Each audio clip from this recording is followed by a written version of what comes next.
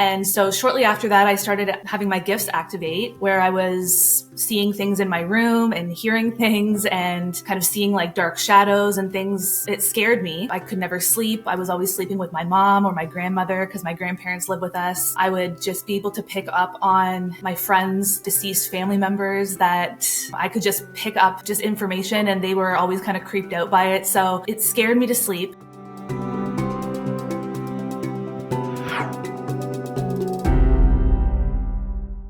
Hey, Ashley, welcome to the Celestial podcast. I'm so excited to have you here. Thank you for having me. Tell me, I'm so interested in knowing everything that happened because right now I've been following you on Instagram and I see those things that you do, but I do not know your backstory yet. Can you tell us how did this whole thing start? Sure. So I've always had abilities since I was young.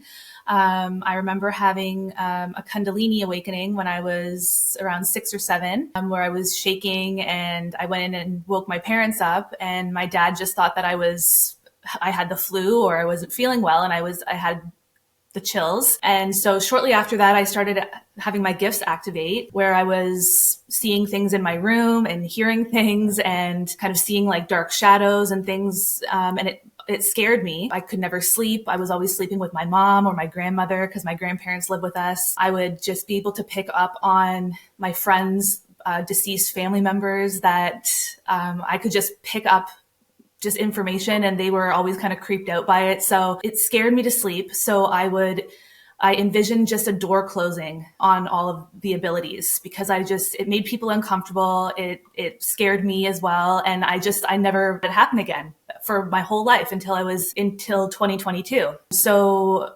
again, I had not experienced really anything. And then just tried meditating for the first time with frequency music. I was listening to a podcast with Russell Brand and Joe Rogan, and they were talking about frequencies. And so I was off sick with COVID, actually. And so I just tried it. And within seconds of playing the music, I was taken down this blue portal. I was being spoken to telepathically, giving me all these answers to kind of questions that I've always had in my head, like just being stressed. I was having some stomach problems and I was worried it was something serious. And there was just a bunch of things that they were answering quickly telepathically while I was traveling down this portal. And it took about 3 months for me to actually process the entire download because it was going so quickly. And I got to the end of this portal and I was in the most beautiful scenery that you could ever imagine. It was just like being here, like being right in Earth. Like it was so real. And there were waterfalls that were coming out of the clouds. There were hundreds of them all around.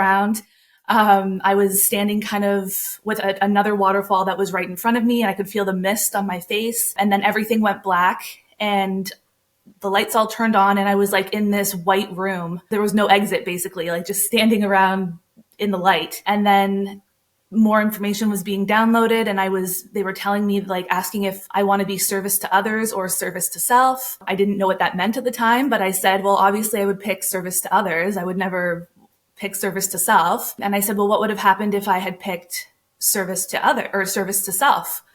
And they said, well, we would have taken you away. And I said, again, I don't know what that means. And they showed me this vision again. So now my visions have come back like I had when I was a child in my third eye, and I can start seeing all these visions that they're downloading. And they showed me that I was going to be killed in a car accident going into work if I had picked something else, like if I had picked service to self. And so again, they're telling me about the 144,000, and I don't know what that means. And so my husband is also meditating with me on the couch at this time, and it's not working for him. And so I can hear him very faintly in the background saying, "Is this working? Like, this is dumb. Like, I'm getting up." And so they're like, "Okay, well, we're losing the connection now. We have to send you back." And I'm like, no, like, I want to stay. Like, what are you trying to tell me? And so then they send me back through the portal, and I wake up and I'm back on the couch with my husband. And I'm like, oh my God, like I'm trying to explain what just happened. And my husband, again, like we don't know what was going on. He was getting ready to go to bed. And he went to bed. I called my brother and I was crying because all this information was coming through. And then I started to remember more. And then he was with his girlfriend and she said, "Oh, it sounds like you had a spiritual awakening." And like, I didn't know what that meant. And so for a few months, I just thought about it constantly. Like I was almost obsessed with it because it was something that I knew it couldn't have been made up or my imagination. It was too real to be anything other than that. And so I started to research, and I couldn't find any information online. And then I started to go down the rabbit hole of like the conspiracy stuff and go down that road. And then I met a few people online, and they ended up bringing me into this kind of like a starseed group. And I just started getting information from those people and started understanding what actually had happened to me. So that happened in October of 2022. And so since then, it's just been downloads and all this information coming through, and it's just been wild. And Wow. yeah. That's a crazy story. So you're saying that you had a Kundalini awakening at the age of 6 or 7? Mhm. I've never heard of that. Is that normal? I don't know. I just found out about really what that is probably a few weeks ago, and I put it all together because we just always thought that I had a cold or I was sick or I had the flu, and it was just me shaking because I had a fever. And I remember my dad, like, he came in and sat with me in my room, and like I didn't have a fever, I wasn't sick, I was just shaking like almost off the bed, and he had to sit and wrap his body around me and hold me down, and I was just like shaking violently for hours. And then it was gone the next day, and we just never thought anything of it. Like it never, like we never processed what it could have been. I had seen there was a reel that I had seen of this person called Paul, and he was also showing that how Kundalini awakening looks like, and he was also shaking, and I didn't understand. Is this how what happens with all the people of Kundalini awakening? Do you even know what triggered it at that point of time? It's like too young to remember. No, I don't know what triggered it. I think it's just the release of the energy, and I believe it comes from the spine, and it travels up and down, and it just activates in some people, and that's what happens. I think as it slowly releases is when it kind of you're awakening, but then it can sometimes activate quite rapidly, and it can cause the Kundalini to rise, which is what causes the shakes and what causes those kinds of experiences to happen. So, were your family psychic? What was your childhood like? Were you religious? How is it like? We weren't religious, not at all. Like I didn't know. I just watched The Passion of the Christ like a few months ago. I didn't know anything about religion. We just weren't religious. My grandmother and my aunt were very in tune with kind of like being psychic, and they always would see things and sense things, and that was just kind of who they were. Like they were very superstitious, and they did certain things, but like there was never any major psychics or anything in our family. We just kind of all had these little abilities that we would just know when someone was not a good person, or we would just know things about people, and we just kind of assumed it was just intuition, or like it was never anything that we practiced or anything like that. So If we think about it, all of our grandmothers were psychic, right? But we just think that they're just saying whatever, and we we ignore them. When you say you went, so this once the Kundalini awakening happened, then you said you started seeing beings, right? That must have been so hard on you as a child, right? How did you deal with that? I didn't like to sleep. So, and then that's part of how I kind of went into a path of taking sleeping pills, and like I would just basically try to drug myself to make myself fall asleep. It was the time between closing my eyes to actually sleeping that I hated, because in that time I would see things. I would see almost like different images of beings kind of morphing their faces into one another. And I don't know if that was maybe my past lives or things trying to communicate with me, but it terrified me. And so I would always, like I said, go and sleep with my mom or my grandmother until I was like 16 or 17, because I was so terrified to sleep. Did you see them physically? Yes. Like, did you see the beings physically? Oh my goodness.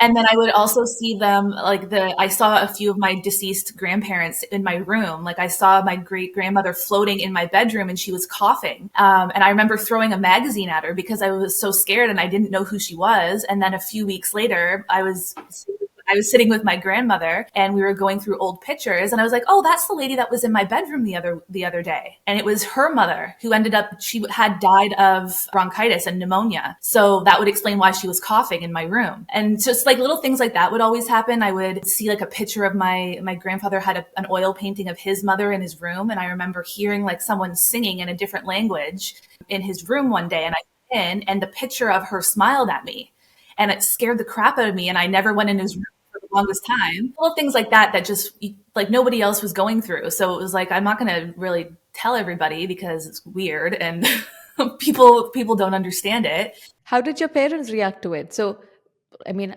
I keep trying to expand my daughter's consciousness, right? And then one day she said, Mom, I'm seeing some people in the room. And then I was like, shut it. Everybody shut the consciousness because I'm scared. I'm And I like, no, I don't want to awaken yet. I'm too scared. How did your mom deal with it? they ignored it. They didn't, I don't think they understood. Probably did scare them when I would say, oh, I would see this dark figure walking between the bedrooms. Like, it probably creeped them out. So they just ignored it. I mean, they're still ignoring it. So nothing's really changed. Yeah, that makes Um, total sense. So yeah, when you said you had when you did the meditation, and you said like within a few seconds, you already, like that was the first time you were doing a meditation. yeah.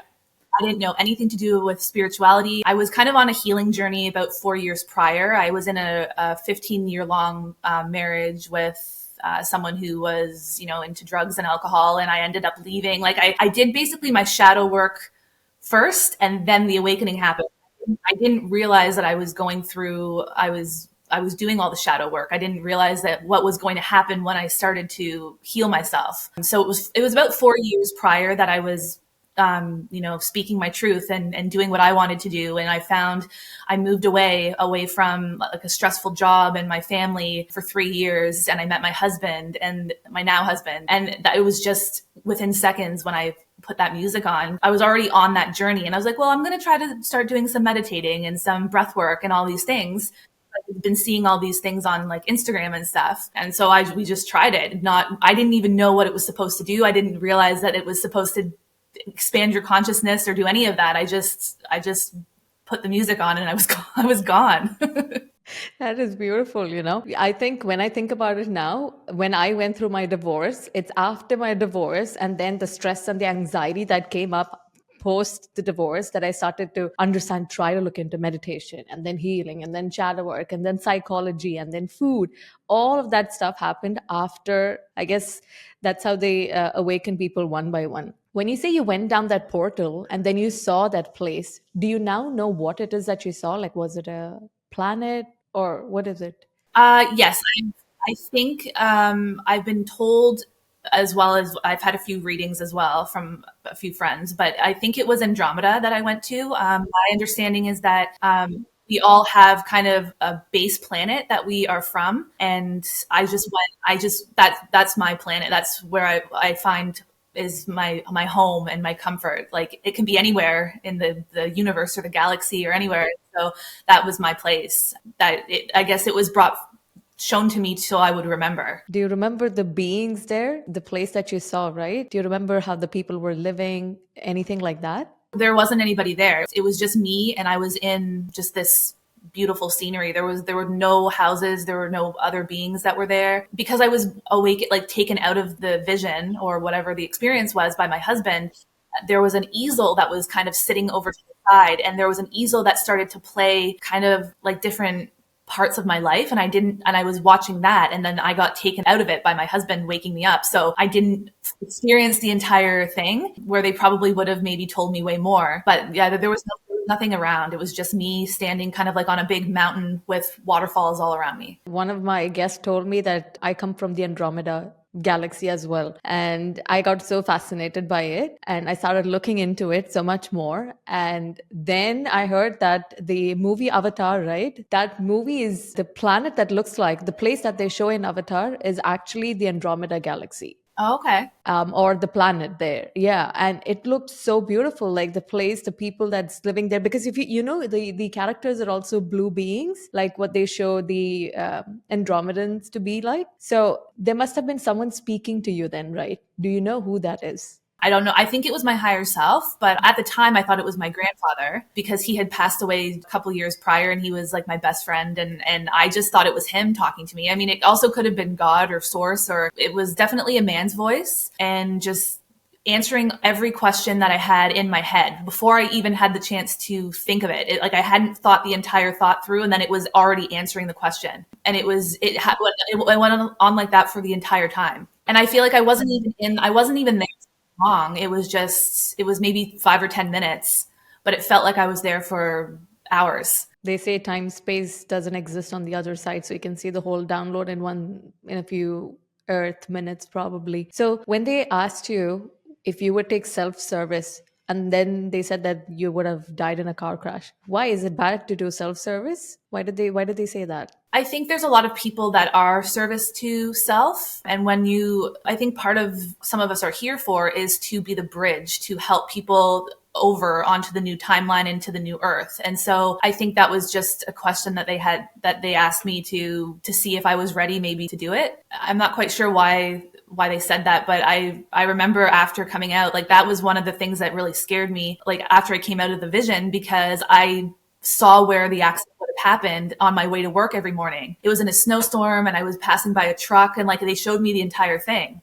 And so from November to March, I was terrified to drive to work every morning because I was afraid that I was going to be getting into a car accident every time. A little bit of a mental game that I had to go through for a bit. And I was not understanding what had happened to me. And I was not getting worried about myself, because I knew that what had happened was not crazy, but I also couldn't find any answers to anything. I couldn't figure out what was going on. And then I started getting downloads every morning. Like I would wake up and I would start getting just like voices coming to me of people saying, "Oh, I'm your dad's higher self," and then start telling me things. And so I would just start writing stuff down. I didn't know what it was that I was experiencing. How did your husband react to this with the whole thing happening?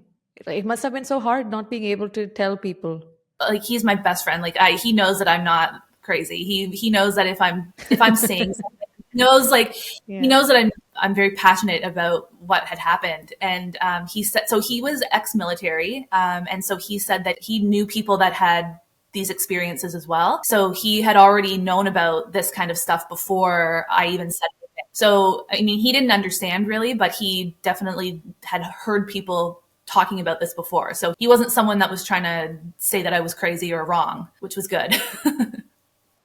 Which is good. I think, you know what? They say this other thing also. You mentioned, before I get into that, you mentioned about the 144K. Can you tell me what is the 144K from your perspective? So I think they are the original souls that were on Earth before everything kind of got manipulated. If you can imagine that there were souls that came to Earth with the intention of knowing that you awaken, knowing that you have a purpose, and then you proceed on and you ascend onto other planets. And so the 144,000 are the ones that came back because they were basically ensured that they would awaken and then be the bridge to help everybody else to also ascend. They instantly activate people. So whether that be through if they are a healer or if they just plant seeds that allow other people to understand and then awaken as well. Is there something about twin flames in the 144K? Do you know about that? I have heard about that, and I don't really follow the twin flame thing because my understanding now is that we're all kind of a fractal of our higher self as well. So my higher self,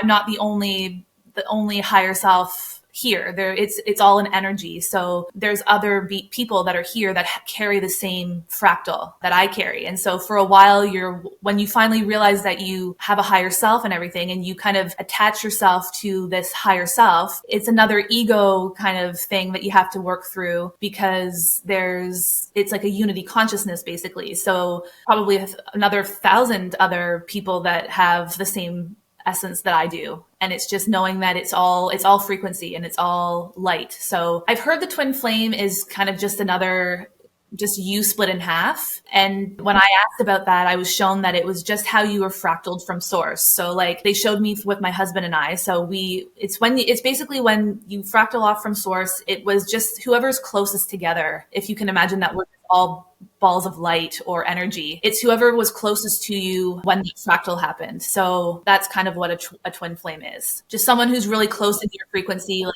in your vibration. Yeah, the reason why I asked is because I heard that if you are part of the 144K, then you have to merge with your twin flame. And because when you spoke about all the things that you spoke about and your husband was not fazed by it, he totally accepted it. He's also spiritual. He's not religious. So that's why it came to my mind that, okay, that means this twin flame thing is real. Because I heard this from another guest that I brought on as well, where they had to go through a lot of these issues dealing with one person being spiritual, the other person being religious, and then they had to go through all of this, but they're still going through it. In your case, Probably you already split from the first person and now you are with your twin flame. That makes sense. Yeah, like he activated me to awaken because of, and then I think now I'm supposed to activate him. Like it's kind of like he gave me the love and showed me this that I've never had before. And then now I've awakened and I'm helping kind of awaken him in a sense. Yeah, this is exactly what I heard before too. That's it's like you show the shadows of each other and then you heal each other and then you awaken together. And that is so beautiful. Did you know that your husband was your twin flame when you first met him? Because I heard that the twin flame. So if I am meeting my twin flame, then it's like they are opposites.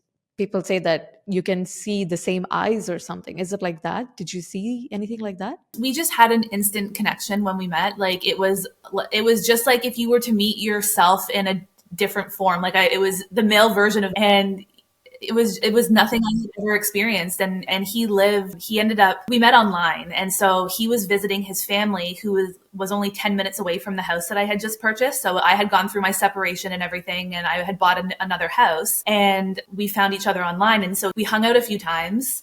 And then he told me he wasn't even from the area. He lived 14 hours away, 2 provinces over. And so I was like, oh, of course, like my luck. So we just ended up talking and just like, and I said, I'm like, I just need you in my life, even if we're best friends, because there's something like really magical about our connection. And then it just kind of went really quickly where it was a few months and I'm like, I'm actually really falling in love with you. And I can't even live here. Like I'll move to New Brunswick and be with you. And that's what I did. It was, I think, 3 months into knowing him, and I rented out my house in Ontario and I sold everything and I moved to New Brunswick with the dog, and I didn't know anybody. I didn't have a job. I quit my job and I just moved there, and for 3 months, and it was the best decision. But That's also one of the perks of being spiritually awakened. You can get rid of all the other frequencies or vibrations that's not your match. When you say the great awakening, right? Why do you think it's happening right now? And what is the need for it? Why is it important that we speak about it? I think just because the way that the world is going, if people don't realize what really is happening, then it would have just caused a disaster. So I think that we were set to kind of awaken during this time, to bring light to all this darkness that we're seeing, and to collapse all these timelines and kind of start fresh, and have people see what's coming, because a lot of us have access to our vision and our abilities, and we can see kind of ahead in the future, and just what's coming is so beautiful, but we just have to get rid of kind of all this in between to get there. And so I think that's why we were set to awaken during this time. What do you see in your visions? What do you think is going to happen in the next 1 year or 10 years? So the other thing that happened is last year I started to be able to communicate with a child of mine that has not obviously been born yet. And so she came through and I started writing things down. I think it's just her showing me from her timeline, but it's a few years into the future, obviously. And it's just, everything is completely different. Like we don't have to work. We get, like, the schooling system is different. It's broken down by your interest rather than going to school. Everyone goes to school and has to learn the same things. Like if you are more musically inclined or if you're more artistic, there's different avenues that you can go into the schooling system that helps you with your gifts. There's no money. Like everything is kind of goes back to the way that it's supposed to be, where you don't have to struggle. You don't have to work if you don't want to. Everything is paid for. A home that is a 3-bedroom house in Ontario is the exact same price to buy if you want to live in Australia. Like it's all the same across the entire board. So you don't have to be limited to money or certain ways. Everything's just kind of available to us. And when you say money is not there, like there's no money at all? It's like no cryptocurrency, no cash, nothing?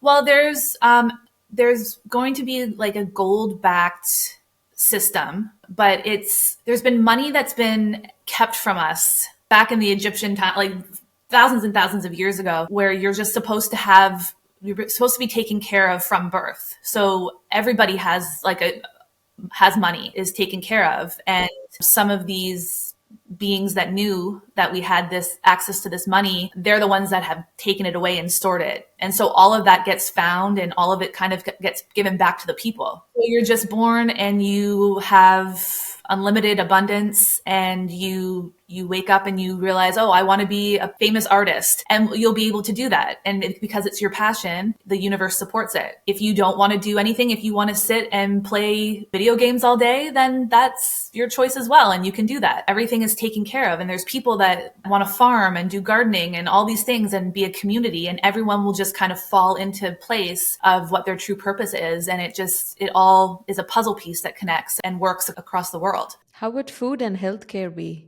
So healthcare is going to be more, there are these med beds that I was shown. It's basically just looks like a huge cocoon that you can go into, like a dome, and it functions through your consciousness. So if you have something that you need taken care of, you just go into this bed and it uses frequency. And that was what a lot of the things I was receiving downloads on from the Arcturians, because I guess they deal with this a lot too, is frequency healing. And they have just different ways of restoring your health through different frequencies and vibrations. In Avatar, the movie, right? They've shown that bed. I was just watching it 2 days back just to understand, because it was said that the Avatar is also like a channeled movie. Star Wars is also channeled. So I wanted to understand more about it, because I can't see the visions that my guests can see. So when you say the cocoon bed, it was there in Avatar. Yeah, and that's exactly what it is. And the food? Food is, there's not going to be meat. It's just basically, and we don't even really need that much food. A lot of that's another kind of trick that was given to us. We don't really require a lot of food. We get energy from like the sun and through being in nature. And like, I mean, I've tested out the theory, like just go out into the woods for a few hours and you come back and you're not hungry. You're full of energy, and just going to be a completely different way. Or eating fruits and vegetables really, and just getting energy the natural way from the sun. That sounds amazing. You don't even have to cook then. Like, so much time you're wasting trying to cook, buy this processed food, and then study. I mean, we're wasting so much time doing this. Even in Dolores Cannon's book, there's a book called The Three Weights of Volunteers. Yeah. In that, she's talking a little bit about the new earth, where the beings are telling, and they say that in the new earth, there's going to be different kinds of fruits that you don't see now. The trees are going to be different. So they want to make sure. And they also spoke about how you don't need so much food. You can survive off love and light.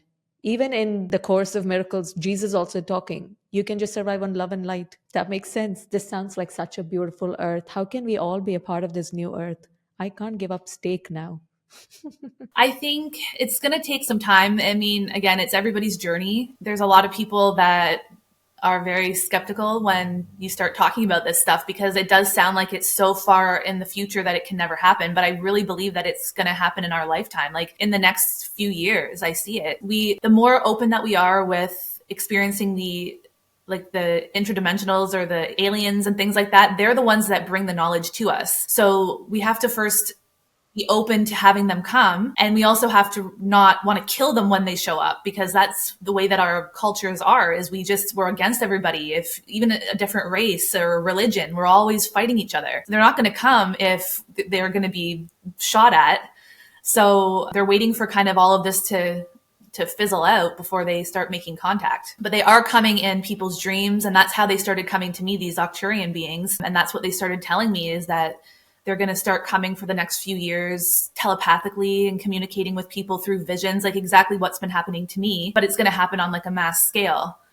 So everyone will awaken, and then it will just change the consciousness of humanity. After your awakening, after the first download that you got, usually people come back with certain gifts. What were some of the gifts that you got, or like anything new that freaked you out? Well, like I said, I had already been experiencing them as a kid, and I kind of closed the door on them, and I didn't want to access them again because they scared me. So it was the visions that would come back again. So I would just be, at work, and then all of a sudden my third eye would start to activate. And I always explain it as though if you're thinking of a memory, it's where you store your memories kind of. So imagine you're at work or you're in a meeting, and then all of a sudden the little memory box starts popping up, and it's showing you all these things of you being a Lyran cat, or I'm trying to focus at work, right? And it's like all these things are showing up. And so they were like my past lives that were being downloaded, or I would start being able to pick up on other people's guides that would come to me and tell me that, somebody's sick and I need to go give them a message. And so then I would, and then I would look like I'm some crazy person telling them that they need to listen to a certain frequency and do like a juice diet and all this stuff. And they're looking at me like, what? And then sure enough, a few months later, something major happens where it's something that I told them was true. So just things like that started happening. And just, it was in the morning when I would wake up, it was the downloads I would get, just about how the earth is going to be, or frequency. A lot of it was about healing and frequencies. Usually after people get a download, I don't know if this is the normal thing, but when they get a download, it takes some time to integrate with the information that comes up. Has there been any download that you got that took a lot longer for you to take it in, or something that was just so completely different from what you knew? Probably the first experience that took me months to figure it out, because again, the first thing you do is you go online and you start trying to figure out what's going on, and you can't find anything. So it was just something that I constantly thought about and replayed in my head over and over again. And then as I would start to remember things, it would activate other parts. So it was almost like it was a download within a download. So I would start to focus on something that was said, and then that would unlock more, and I would start to see more and more and more. And I was just like, okay, I'm just going to start writing things down, because I don't understand what I'm even being shown. And that it brings me back to like the hieroglyphics and all these different things from all these other cultures. It makes sense now that they're drawing things on the cave walls and things, and it doesn't make any sense because they don't even know what they're drawing. Like, they're drawing things that can't even comprehend right now in our human mind. So it makes total sense, because it's been happening to me. Like, I'll just start drawing these symbols, and I don't know what they mean. They will obviously mean something in the future, but right now I have no clue what it means. And this is exactly what they were doing. They were drawing ships, and they were drawing all these different things that they didn't know what it was. So it makes total sense. But so, today in your stories or in your reel, you were showing about how there are these chemtrails and you were trying to take it out. What were you trying to do there? Did you know this before? Yeah, so I've been doing this for a while. So obviously the chemtrails are designed to prevent the rays that are coming off of the sun from activating our dormant DNA. So they spray, and then whatever is in those chemtrails prevents us from being able to absorb a lot of what these solar flares are doing for us. And so you'll notice that they come out usually when it's a beautiful day, after we've had a few days of having these really active, like, CMEs coming off the sun, and they block them. And so I started getting frustrated, because I was like, this isn't fair. Like, how are people supposed to fight these if some of them don't know? And if these are supposed to activate us, then what can I do? And so I was shown that we can remove them. Like, you have to obviously believe in yourself. It can't just be something that you're doing just because you're doing it. Like, you have to truly believe it. And so I just started using kind of my knowledge from Reiki. I took Reiki a few months ago, and I started to just use the energy that was coming through me and into my hands. And I was just kind of popping them up into the clouds. And within a few minutes, like within half an hour to an hour, the whole sky was completely clear where I was doing it. And so I was like, this is clearly something, because it happens every time. And I was able to do it all through the winter when we would get really bad storms. Like, they would say, oh, the worst storm of the century is coming through. And I'd be like, no, I'm not. I have to drive to work tomorrow. I'm not doing that. So I would go in, I would just see the storm kind of on like a grid, and I would be able to push it away and get rid of it. And then the storm never came. And I did that all winter. And so that's just what I do when I see them. I just don't consent to it, and I get rid of the trail. Why do you think, who are the people who are doing these chemtrails, and why are they trying to do this? Are they doing it intentionally to keep us asleep? Yes. I don't really know if the people who are doing it really understand why they're doing it. I think that there's obviously some people at the very top who are kind of controlling it all the way down, kind of like a Ponzi scheme kind of thing. And I think that the people who are even flying the planes, and I don't even think that they really know 100% what they're doing, because obviously everything's kind of a lie and control. So it's not the people flying the plane that are at fault. It's just the ones that are kind of in control who are trying to prevent it from happening. But it's inevitable. Like, it's not going to stop anything. The rays still get through somehow. But again, it's just the particles that are in those trails that is not healthy for us to absorb. So it's best that they're not there. So You had done Reiki. What made you go and do Reiki? What triggered you to do that?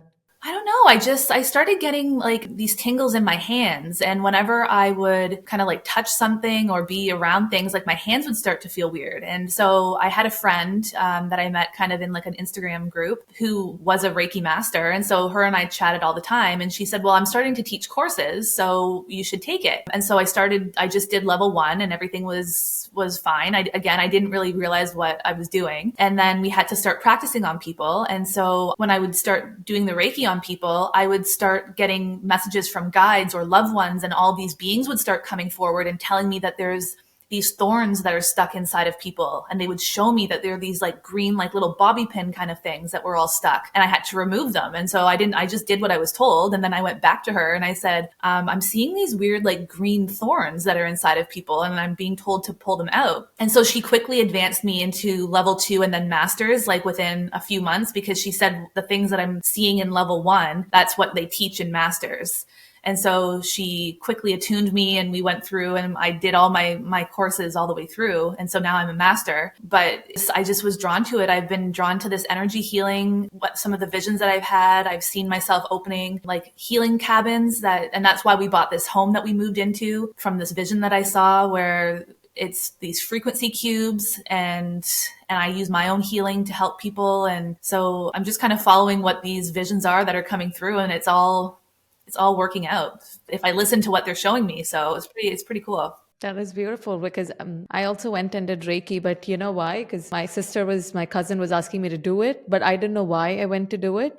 So I'm still in that state of mind where I did it, but I do not understand the magic of it. I've not experienced it. I still don't know why I did it. So that's why I asked you what triggered you. And but then now it's like, okay, it's when I feel like a blockage, I just do it myself, and I still do not know if it's working or not. So I'm in that state where I don't believe it, but I know it works. So in that kind of a state, maybe something would happen when I would see the effects, like how you did it, and I saw how the thing. It would be hard if you don't have the vision part of everything. And a lot of people it depends on what your senses, your abilities are. Like some people are more feelers. So they would be able to run their hands around things and then be able to feel it in their body. I don't really have that. I'm just kind of starting to activate that. I can just see it. Like when I'm doing the Reiki, I can see your energy body, and then I'm just drawn. It's almost as though my hands are being controlled by something else and it's running across your body, and I can find where you're having these blockages. And then I start seeing actually what the blockage is. So I'll see, oh, this is from a fight that you had with your mom. And so I write that down, and it's basically like a therapy session afterwards as well, when I speak with the clients, where I'm saying like, I found this and this, and it's usually always true. Like I found something in your leg, a knee problem for years.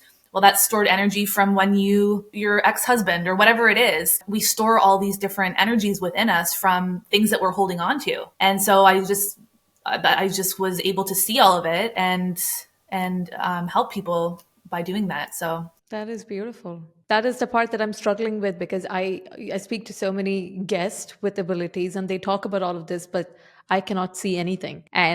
But I know what they're saying is true, but then it's like I can't see it. So sometimes it's frustrating too, because am I going crazy? But yeah, this happens. And you also mentioned that somebody had a blocked third eye and you were able to put energy on there and heal it, right? So is that also Reiki? yes. So sometimes what I'll do is they'll show me even blockages in like the heart and all these different places, but they show me it, I'm standing inside of it. So it's like I'm inside of a heart, or I'm inside of your third eye. And then I can see that it's cloudy. Like I can see that it's supposed to look like a window where I can see out of it. And so I just start like using my energy and like rubbing the third eye and clearing it. Or if I'm in the heart, they'll show me like, I don't know if you've seen some of my videos where my hands are going really crazy. It's because it's like a screen that pops up and it's showing me all the different vessels and veins and things all in the heart. And then it will show me that there's something blocked and I have to pull it out. And then it's like, okay, now make sure that it all works. And so I'm going through and running through basically what your body looks like, and I'm removing it. And then once it's done, it lights up and it shows me that like everything's running smoothly.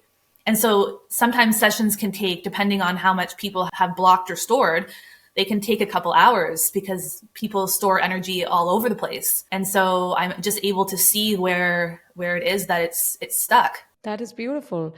Can you talk about light language? Do you understand light language? What is it? So, light language is from kind of your own planet or your own. It's like your own personal language, and it helps activate others. I do it. I don't understand all the time what it is. It happens a lot with certain music that I'm listening to. It kind of triggers me, and my hands start to go. And then sometimes I'll hear from my guides or source or whoever it is that this is going to help activate people's heart chakra. And so then I'll post things like that on my stories. But like sometimes it just needs to activate like the grid. Like I'll be driving to work and I'll just have to start doing things, and it's to bring more energy and light into a certain place. You know, a lot of the things that you post on your Instagram, even I don't understand. A lot of it I don't understand, but I just know that there is something to it. And when I'm speaking to you, when you're explaining it, you don't talk like the other psychic people. You talk like normal people. You know, you're like, everything is like a very normal thing. There are certain people who are dress up in a different way, or they do everything it's so different, so it's very hard for people, normal people, to relate to them. It feels like they're from another planet, but you're like a very normal person who's doing all of these things, and you're just talking normal, which is what intrigued me to speak to you, because I feel like we can have conversation and I can trust you as well, which is, it's like beautiful. Do you have any final words of advice for maybe the people of the Middle East, or okay, forget the Middle East, I guess it's for everybody, right? Do you have any advice for everyone on the planet right now? There's just a lot of things that are being done to confuse and manipulate people. And if you can just take a kind of a bird's eye view and see kind of why and what it's really all about, then you just need to not really pay attention to it anymore and just start living and doing what you want to do. And it will, if you start living your purpose and your truth, all of this will disappear very quickly, because the more we want to have healthier food, or the more we want to have peace, the people who are in power are obviously going to have to change along with our mindset as well. So if we're constantly fighting each other and we're constantly being turned against each other because of our race or our culture, then it's always going to be this way. And so we need to just realize that we're all one species. We're all one, and we all should just do what we want to do, but you don't have to hurt anybody. You don't have to project whatever you're feeling onto other people. And that's exactly what happens. So the faster that we can understand that, and the faster that people can see that there's things that are trying to control situations and narratives, the faster this will move along. That's a beautiful advice. Where can people find you? So I have my website, which is universe9healing.com. So Universe 9 is where I come from. That's why I named it that. Oh, there's universes are named? You know too much. Okay, that's beautiful. So Universe 9. Okay. And the Instagram is? Ashley Sjerps. Ashley Sjerps. All right. So we have maybe like 5-10 minutes more. Do you think you would be able to do a reading now, or is it time to? Yeah, we can try. I mean, usually what just happens is I just start seeing visions, and I'm always connected. I'm pretty well always online. So yeah, you can ask me questions and we can see if I can see anything or. Okay, maybe about me. Is there anything that I should be doing right now in order to raise my frequency, or yeah? Have you forgiven everybody, including yourself, for certain things perhaps that you're holding on to? A lot of the reason why some of us have blocked chakras and things like that is because of forgiveness. And I had to find out that it was really, a lot of it was through myself, just the things that your choices that you've made and things like that. And you have to just understand that was the old you, the old way. And you can't be hung up on how people treated you or if people think certain things about you, because if you are listening to what other people are saying or thinking, then you're never gonna excel. So just try really hard to forgive yourself and to know what you're doing is right. Because if you were crazy or if there was something seriously wrong, then there would be nobody else that was experiencing this. But there's millions of people all around the world that are going through the same thing. So there's no way that this could be wrong or crazy. And I know that there's like self-doubt that you think, maybe this is not the right path I should be going on, but that's just all you in your own head. That's true. Am I on the right path? Like, I don't know. Is it part of my mission? I don't know. I'm pretty confused. No, you are. This exactly what you're doing. You're bringing people together. You're bringing on guests who are proving that this is real, and you're opening the eyes to people who would never have been able to see or experience it if you hadn't done this. So this is exactly what you should be doing. A spirit guide that I have, who is it? I do see that there are Andromedan beings, and the way that I see them is they are just balls of light. Like they're just, because they can shapeshift as well. And I can see that there's one kind of, it could even be your higher self that's just following you all the time. That's kind of like the little angel on your, it's just this ball of light that's always there for you. That's beautiful. That's beautiful. Awesome. Thank you so much, Ashley. It was such a pleasure speaking to you. Yes. Thank you for having me.